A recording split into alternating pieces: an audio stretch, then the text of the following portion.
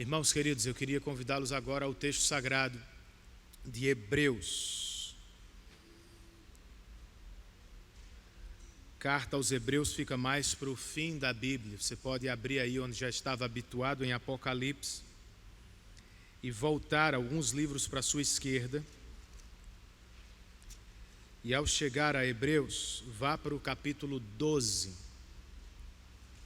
Nós vamos ler um único verso, o verso de número 1, para dar início a esta que é a nossa última série do ano e, diferentemente do que estamos habituados, uma série temática, o que significa que não ficaremos em um texto só. Vamos passear aí por alguns textos da Bíblia. E para começar então, nós vamos ler Hebreus 12, verso 1.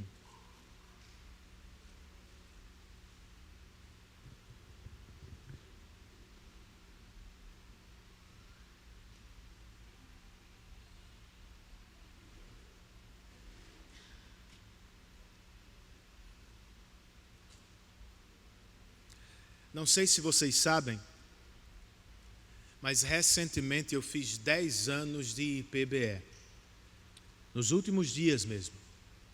E se alguém me perguntasse, pastor, como você descreveria esse tempo? Minha resposta, emprestada de Apocalipse capítulo 10, seria: foi uma experiência doce e amarga. Por doce eu tenho em mente o crescimento da minha própria família entre vocês, os muitos amigos que Deus nos deu aqui, as várias igrejas que ajudamos a plantar, os muitos casamentos, novas famílias que surgiram durante este tempo. Mas essas não foram as únicas experiências que vivi. O ministério também é amargo, como sabemos. Eu e o conselho, ao longo destes anos, já estivemos na mira de severas e injustas críticas às vezes.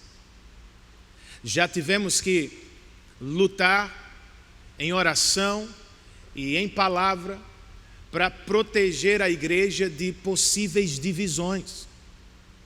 Fomos obrigados a aplicar disciplina sobre membros faltosos. E nunca é bom, agradável.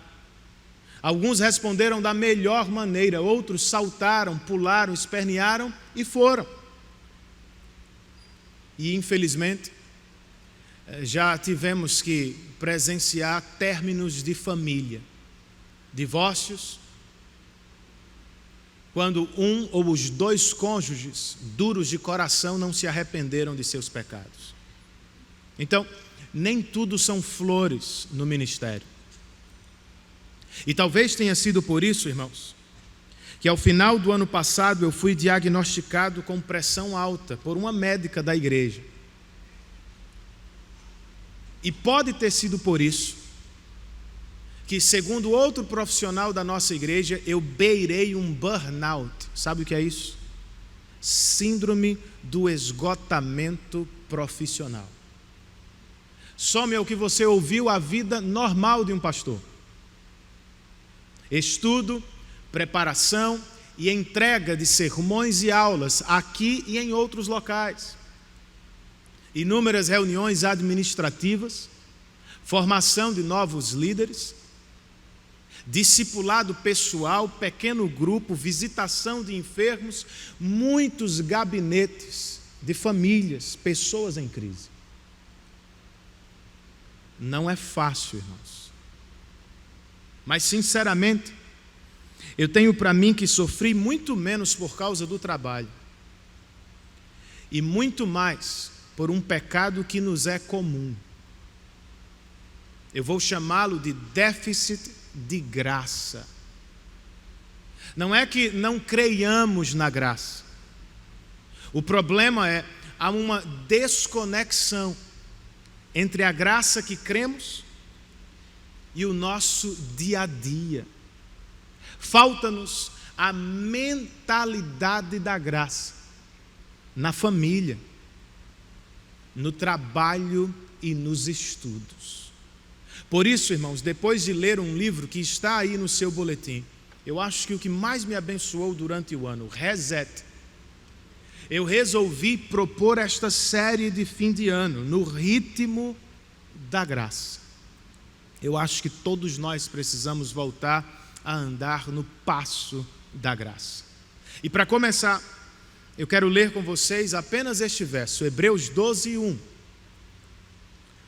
que nos diz assim: portanto, também nós, uma vez que estamos rodeados por tão grande nuvem de testemunhas, livremo-nos de tudo que nos atrapalha e do pecado que nos envolve, e corramos com perseverança a corrida que nos é proposta. Vamos orar? Senhor, eu quero te render graças por tudo que nós já fizemos e vivemos até este ponto do culto. Todos os elementos são importantes e instrumentos em tuas mãos para nos comunicar graça. Mas agora nós nos aproximamos de tua palavra e vamos ouvir a pregação dela. Rogamos por dupla assistência de teu Espírito. Que o Senhor me ajude a pregar, que o Senhor nos ajude a ouvir tua voz. Que, como lemos ao início deste culto, que não sejamos insensíveis como os incrédulos, mas que tenhamos em tua palavra o nosso maior prazer. E que ela seja poderosa para colocar toda a nossa vida em ordem. É o que nós te pedimos em nome de Jesus. Amém.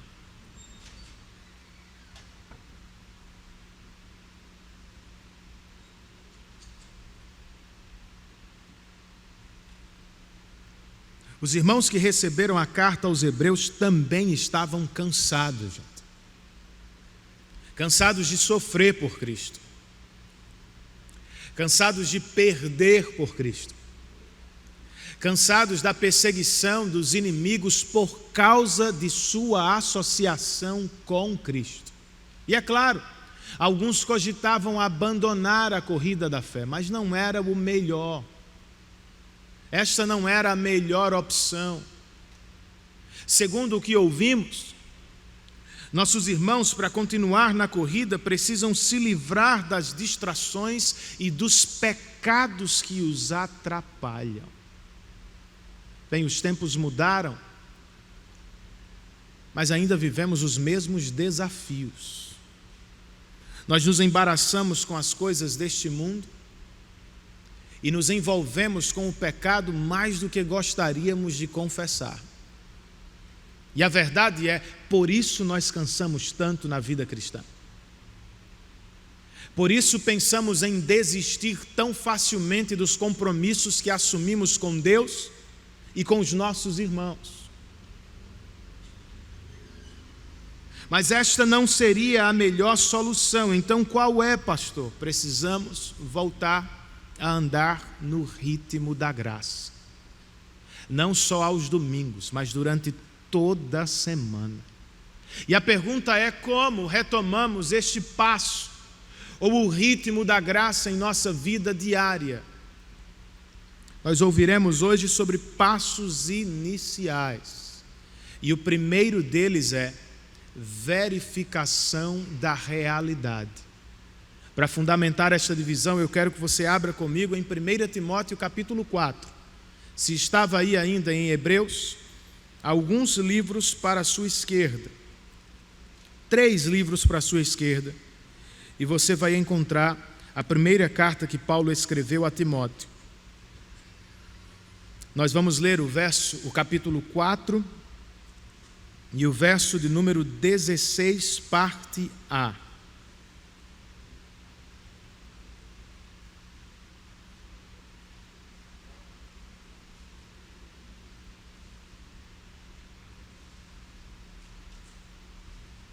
Primeira carta de Paulo a Timóteo, capítulo 4, verso 16, parte A. O texto diz: atente bem para a sua própria vida e para a doutrina. Esse verso, irmãos, está dentro de um parágrafo que trata do progresso do ministério de Timóteo.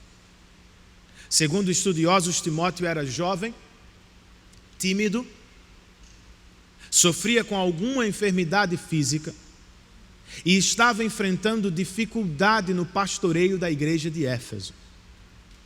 Algumas pessoas, provavelmente mais velhas, desprezavam seu ministério, e outras, se aproveitando da ocasião, tentavam tomar a igreja ou a liderança dela de suas mãos. E o que Timóteo deveria fazer, irmãos? Abandonar o posto? Trocar de igreja?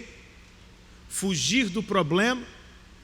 Sucumbir ao esgotamento e à tristeza do ministério? Claro que não. De acordo com Paulo, em todo o parágrafo, esse pastor precisa seguir sendo exemplo dos fiéis. Ele precisa seguir ministrando a palavra de Deus com toda fidelidade. E ele precisa, pasmem vocês, cuidar da própria vida. Atentar para a sua própria vida. Há algumas luzes de advertência, do tipo que temos nos nossos carros, foram ligadas no ministério e na vida de Timóteo. Paulo, seu pai na fé, as notou, e por isso lhe sugeriu: Timóteo, meu filho, talvez seja hora de parar para ver o que está acontecendo. Será que não faríamos bem, irmãos, se fizéssemos o mesmo? Há luzes de advertência piscando em sua vida, meu irmão. Algumas são luzes físicas, sinais físicos, doenças por estresse, dificuldade para dormir, exaustão, sobrepeso. Outras luzes são emocionais, você chora por coisas pequenas, mal sorri, de repente se tornou pessimista, preocupado mais do que deveria. Outras luzes são relacionais, seu casamento não é mais o que era, seu impulso sexual diminuiu, sua irritação em casa só aumentou, você mal consegue ficar com os filhos sem ter o celular à mão, você foge de ocasiões sociais. Outras luzes são vocacionais. Você tem trabalhado mais do que nunca, mas produzido pouco.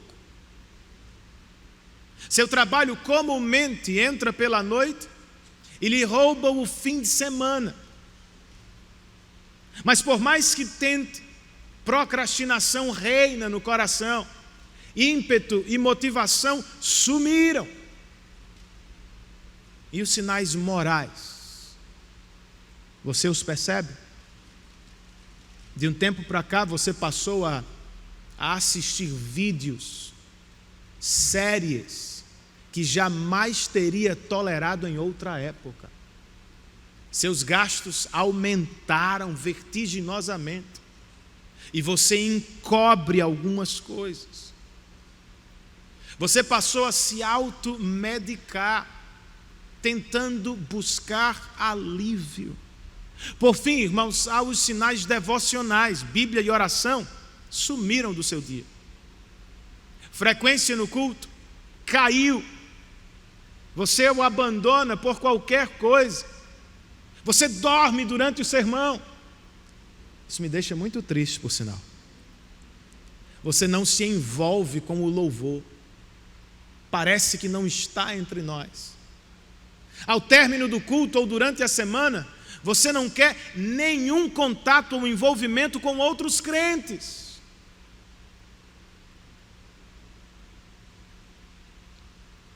Você se enxerga em algum sinal mencionado? Meu propósito não é lhe trazer vergonha, é lhe oferecer cura. Só que para isso, irmãos, o processo que nos levará à cura envolve coragem para enfrentar a realidade de cara.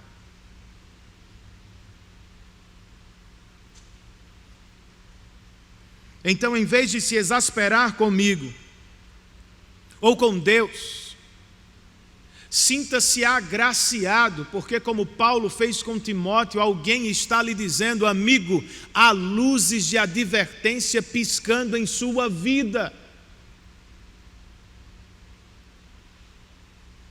No mundo lá fora e até mesmo na igreja, irmãos, nós somos bombardeados com mensagens do tipo: façam mais, corram mais rápido ou ficarão para trás. E às vezes é bom ouvir coisas do tipo, mas há momentos para se ouvir o seguinte: desacelerem, ou então vocês nunca vão chegar ao final da corrida. Alguns não deram atenção a esta mensagem, por isso quebraram ao longo do caminho. Alguns, e eu me incluo dentre eles, cansaram, foram esgotados, ficaram doentes. Talvez seja o seu caso. E quem sabe você está me perguntando: pastor, o que é que está acontecendo? O que será que Deus está fazendo?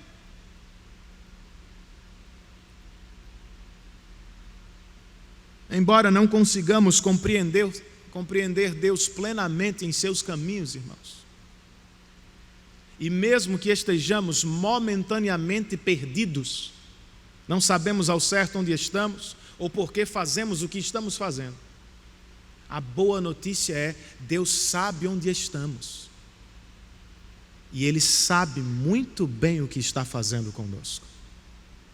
Foi Jó quem disse no meio de seu sofrimento: o Senhor conhece o caminho por onde ando, e se me puser à prova, aparecerei do outro lado como o ouro. Porque de repente fui diagnosticado com pressão alta, porque você foi levado a um esgotamento, porque de repente uma doença lhe apareceu. Deus sabe onde estamos, e Ele sabe muito bem como nos trazer de volta ao caminho da graça, irmãos. Sejamos gratos e louvemos a Deus por tudo. Posso ouvir um amém de vocês? Eis o primeiro passo, a verificação da realidade. Além dele, nós também precisamos de uma revisão da situação. Não podemos ser precipitados. Queria que você fosse agora ao livro de Gênesis, ninguém vai errar. Gênesis capítulo 1 e verso de número 27.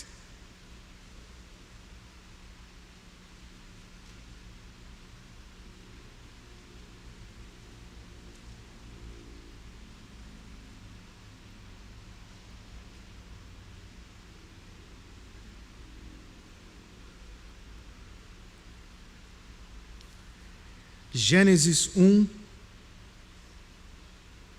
verso de número 27. Todo mundo encontrou? O texto diz: criou Deus o homem à sua imagem, a imagem de Deus o criou, homem e mulher os criou. Deste verso, irmãos, eu quero fazer apenas um destaque. O verbo criar, você deve ter percebido, foi mencionado pelo autor 3 vezes, e seu sujeito aqui é Deus, não o homem. Embora tenha sido criado à imagem de Deus, diferentemente dos animais, o homem ainda assim é um ser criado. Sim, ele foi criado para ser parecido com Deus em alguns atributos, para refleti-lo diante do mundo, é verdade. Mas nós estamos falando de seres semelhantes, não iguais. Então, essencialmente falando, nós somos criaturas. Criaturas limitadas, complexas e pecadoras. Quando nos esquecemos que somos limitados, Nós ultrapassamos os limites, nos excedemos em força e acabamos quebrando. Quando nos esquecemos que somos complexos, somos precipitados e rasos demais na avaliação que fazemos, nos diagnósticos que buscamos para explicar quem somos ou por que estamos naquela condição. Nós somos corpo e alma, irmãos. Não é tão simples chegar a algumas conclusões. E quando nos esquecemos que somos criaturas pecadoras, nós deixamos de contar com a ajuda do Salvador.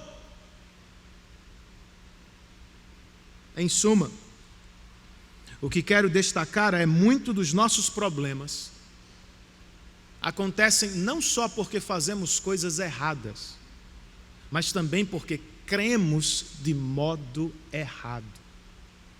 Sendo assim, quando pisamos no freio para analisar melhor a situação de esgotamento em que estamos,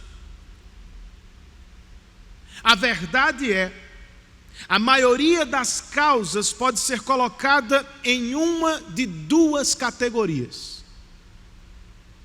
nossa situação de vida ou nosso estilo de vida. Por situação de vida, entenda as coisas sobre as quais temos pouco ou nenhum controle, do tipo envelhecimento, doenças que surgiram, cuidado com crianças especiais, pais idosos, mudança repentina e traumática de moradia, acúmulo de funções, responsabilidades, bênçãos que o Senhor derrama sobre nós e que demandam muito esforço e atenção. Qualquer uma dessas coisas pode nos levar a um esgotamento, irmãos. É uma situação da vida.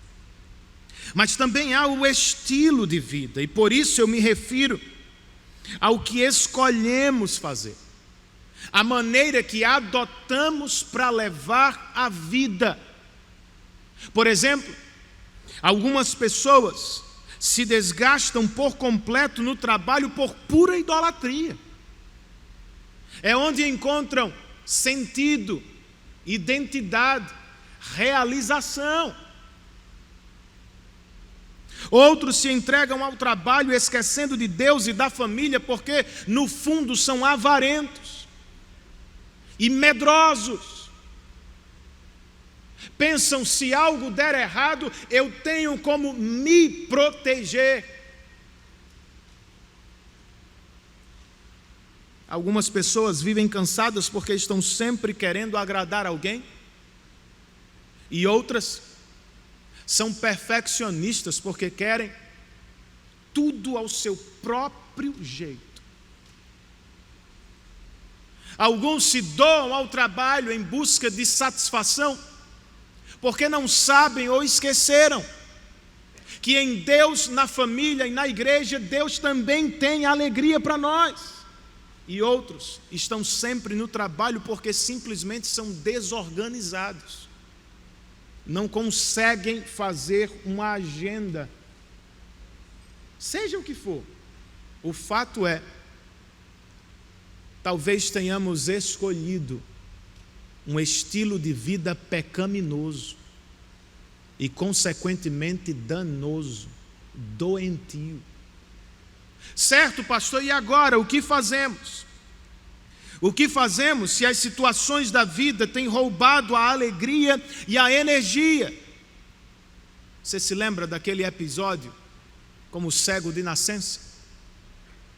Em João 9, os discípulos perguntam a Jesus quem pecou, ele ou seus pais. A ideia era, alguém fez algo de errado para que ele esteja nesta situação. Lembra do que Jesus disse aos discípulos? Nem ele, nem seus pais. Mas Deus fez assim, para que nele se manifestasse a sua obra. Você entendeu, meu irmão?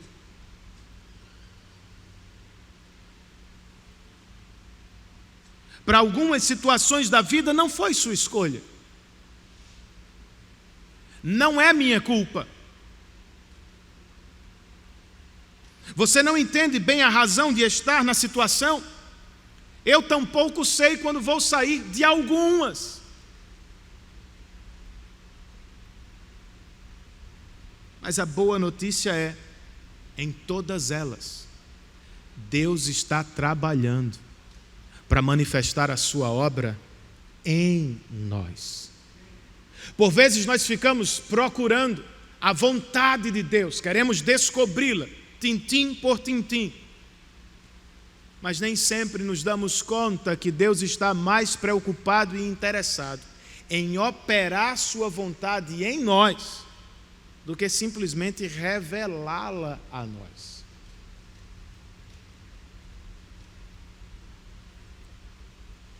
Então, seja qual for a situação em que se encontra, lembre-se do que Pedro escreveu. Portanto, humilhem-se debaixo da poderosa mão de Deus, para que Ele os exalte no tempo devido. Lancem sobre Ele toda a sua ansiedade, porque Ele tem cuidado de vocês.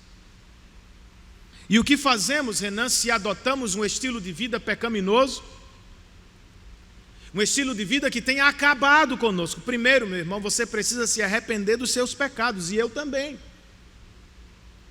Nós precisamos nos voltar dos fracos e falsos deuses que construímos para o forte e verdadeiro Deus a quem adoramos.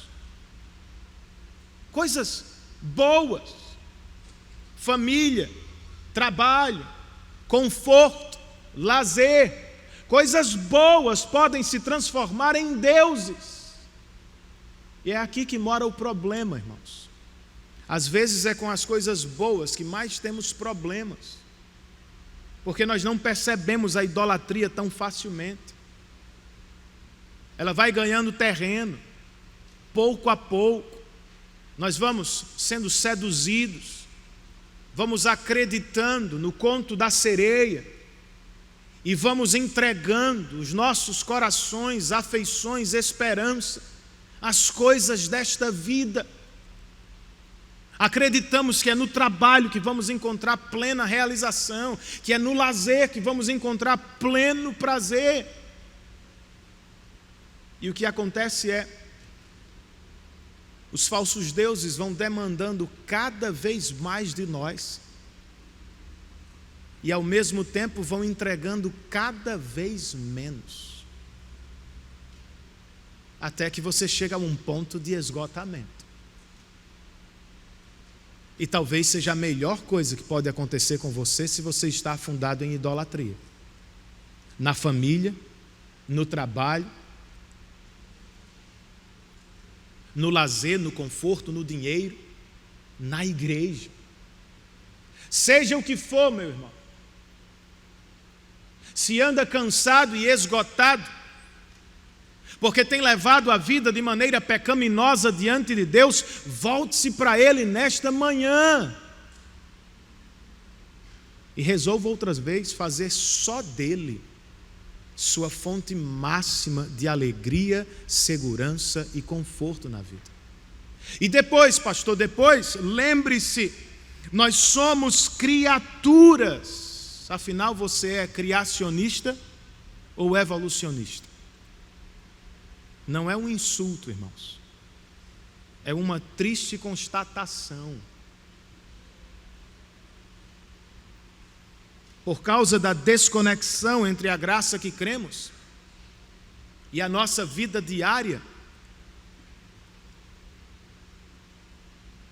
nós nos esquecemos que somos criaturas e vivemos como se fôssemos evolucionistas, como se acreditássemos na seleção natural que prega a sobrevivência somente dos mais fortes. Isso está longe, quilômetros de distância do Evangelho. Então, sem graça no trabalho, nós trabalhamos como se tudo dependesse de nós. Sem graça Nos estudos, nós estudamos como se estivéssemos sozinhos no mundo, sem graça na família. Nós nos pegamos perdidos e sem esperança, porque não temos a quem recorrer, mas é mentira, meu irmão.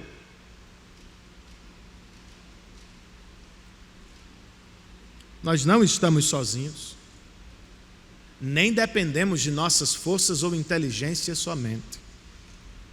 Nós somos criaturas limitadas, complexas, pecadoras, mas em Cristo redimidas por nosso Deus. Fazemos o nosso melhor lá fora, mas não estamos sozinhos, contamos com a ajuda dEle. Nos esforçamos para guiar nossa casa, liderar nossos filhos, fazer o melhor serviço à sociedade, mas sem desespero.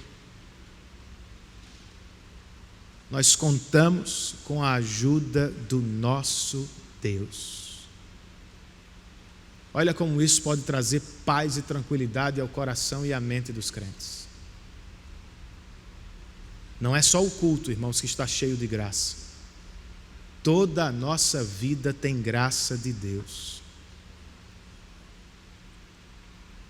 O primeiro passo, então, para voltar a andar no ritmo da graça é a verificação da realidade. E o segundo é a revisão da situação. E o terceiro e último por hoje é o descanso no Senhor. Abra comigo aí. É o último texto desta manhã. Em Salmos, livro dos Salmos, canção de número 4 e verso 8.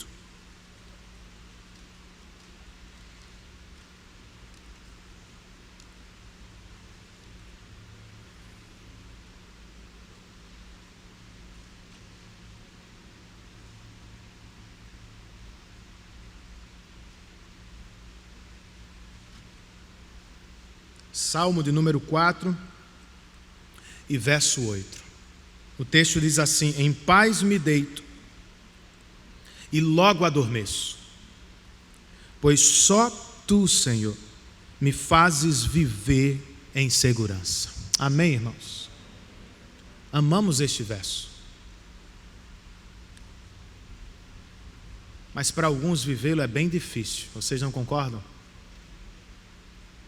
Alguém pode estar pensando: pastor, mas para Davi a coisa era muito mais simples, mais fácil. Ele era rei, rico e poderoso, não tinha que se preocupar com nada.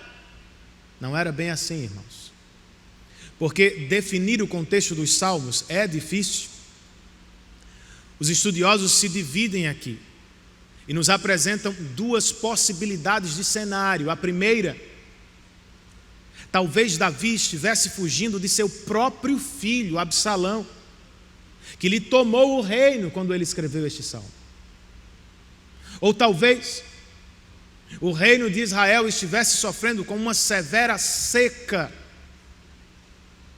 e muitos israelitas a esta altura estavam procurando respostas e socorro em outras nações e em outros deuses. Seja o que for, o que sabemos com o que temos ao meio deste salmo é que Davi se sentia humilhado e estava cercado por inimigos. Ao início, porém, dele, ele ora ao Senhor no verso 1 e diz: responde-me quando clamo, dá-me alívio da minha angústia. Então, quando chegamos ao final do salmo, percebemos que o Senhor lhe respondeu. Por isso, mesmo sofrendo, irmãos, talvez nada tenha mudado do lado de fora, ele canta ao Senhor: em paz me deito e logo adormeço, pois só Tu, Senhor, me fazes viver em segurança. Não é o que queremos também? Sim, mas o que acontece que não conseguimos dormir? Em parte, irmãos, o que nos falta é ponderar sobre o que perdemos quando não dormimos. Diversos estudos apontam aí coisas gravíssimas, do tipo: apenas uma semana dormindo menos do que 6 horas por dia, resulta em mudanças danosas a mais de 700 genes, estreitamento coronário e sinais de perda do tecido cerebral. Pessoas com insônia, uma pesquisa registra, são 10 vezes mais propensas a desenvolver depressão e ansiedade crônicas. Vocês sabiam que, de acordo com pesquisas, pessoas morrem ao volante mais porque dormem do que porque estão embriagadas? E você sabia que a perda do sono nos enfraquece moralmente, abrindo portas para os pecados mais terríveis que poderíamos cometer? Para ficar com um único exemplo, o ex-presidente dos Estados Unidos, Bill Clinton, aquele que teve um caso com a secretária, quando questionado sobre o episódio, ele diz: tudo, o maior erro que tinha cometido, segundo ele, coincidia com ter perdido o sono.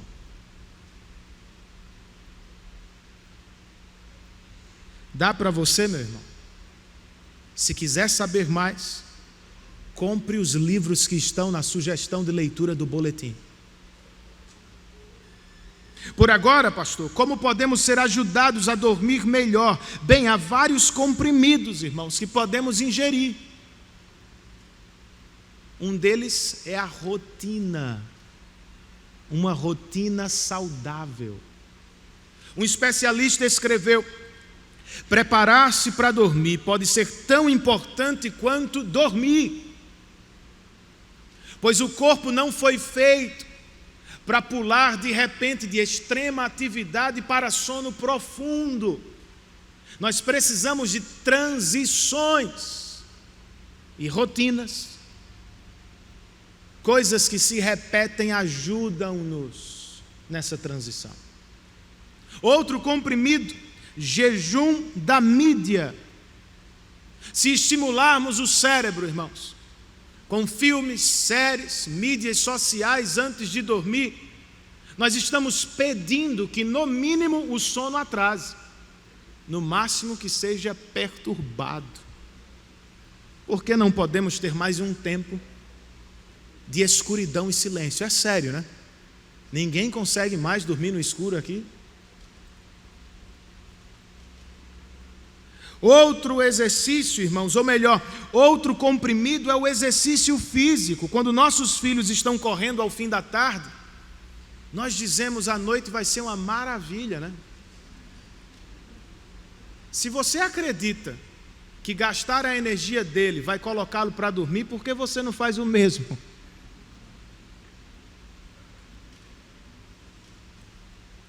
Por fim, e mais importante, nós temos o comprimido da fé, irmãos. Em casos extremos, eu não tenho dúvida, medicamentos podem ajudar. Mas não há remédio melhor para o crente do que exercitar fé em Deus. Está com dificuldade para dormir porque a cabeça está repleta de preocupações? Lembre-se de Mateus 6. Ore esse texto na presença do Senhor. Deus, a tua palavra declara que tu és Pai, conheces todas as minhas necessidades e prometeu supri-las. Está em conflito porque acha que se trabalhar mais durante a noite, não dormir muito durante a semana, vai produzir mais. O Salmo 27 declara, irmãos, que dormir menos e trabalhar mais são inúteis sem a bênção do Senhor. Você não acredita na utilidade do sono, na coisa boa que é dormir? Eu tenho dificuldade com isso. Mas o Salmo 3, palavra de Deus, declara que o Senhor abençoa com sono aqueles a quem Ele ama. Em resumo, eu estou tentando me apropriar da teologia do sono. Fiz isso ontem à noite, inclusive, eu acho que deu certo. Demorei um pouquinho, mas peguei no sono. Teologia do sono, irmãos, ou o que a Bíblia diz sobre o sono. E é claro que eu não poderia deixar Cristo de fora. Jesus passou por todo tipo de tentação, porém sem pecar. E alguém pode dizer, pastor, mas ele é 100% Deus. É verdade. Mas ele também é 100% homem, irmãos. E como o verbo que se encarnou, Jesus precisou comer, beber e dormir. Se Jesus dormia, por que não vamos dormir? Não dormir é pregar um péssimo sermão àqueles com quem convivemos. É dizer na prática que nós não cremos em Deus tanto quanto afirmamos crer. Dormir bem é uma linda ilustração do Evangelho. Pois o que fazemos quando dormimos? Nada. O que você fez para conquistar a salvação? Nada. Por isso Jesus disse a alguns que lhe ouviam certa vez: venham a mim todos os que estão cansados e sobrecarregados, e eu lhes darei descanso. É o que você quer, meu irmão? Você é um crente? Então, voltando ao texto com o qual abri este sermão, o autor de Hebreus escreve aos que querem correr a corrida da fé: tenham os olhos fitos em Jesus, autor e consumador da fé. Ele, pela alegria que lhe fora proposta, suportou a cruz, desprezando a vergonha, e assentou-se à direita do trono de Deus. A ideia é, crente, olhe para Cristo, lembre-se do que Ele suportou por você e tenha em mente a alegria que está ao final da corrida. Você ainda não é um crente, mas gostaria de desfrutar de descanso na alma. O autor de Hebreus continua: pensem bem naquele que suportou a oposição dos pecadores contra si mesmo, para que vocês não se cansem nem desanimem. Bem, quer viver esta bênção de descansar em meio a uma pandemia, de sair para trabalhar em um mundo perigoso, sob os braços do Deus Todo-Poderoso? Pense bem, pondere e entregue-se ao Cristo que morreu na cruz para salvá-lo da condenação. Pois esta é a realidade. Por causa dos seus pecados, pecados do tipo trabalhar mais do que deveria, descansar menos do que podia, abusar das dádivas de Deus, pecados assim, sem Cristo, vão condená-lo ao sofrimento eterno.